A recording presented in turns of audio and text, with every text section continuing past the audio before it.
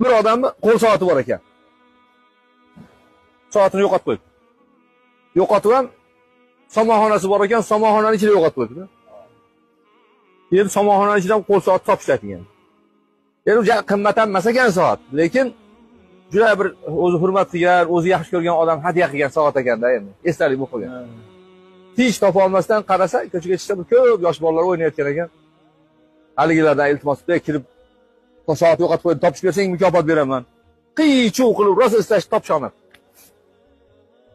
Hamma chiqib ketgan ekan, endi nomi to'lib ketaman deb tursa bir kichkinagina bola aroqini nogiron, nima deydi, nozikkina ko'zani taqqan bir bola ekan. Kelib, "Tog'ajon, menga ham bir imkoniyat bering, men ham bir istab ko'ray" debdi. "Ben bo'pti, istasang ista" debdi. Ali bola somonxonaga kirib ketdi. Bir pasdan keyin soat ko'tarib chiqdilar. Mana soat edi. "Yo'q, qanaqa topding" desa, "Nima qilding" desa, "Hech narsa qilmadim. Hech narsa qilmadim." Tek jim o'tirib eshitdim. Jim o'tirib quloq soldim. Soatni chiqillagan yerini eshitib turib, shundan borib topdim.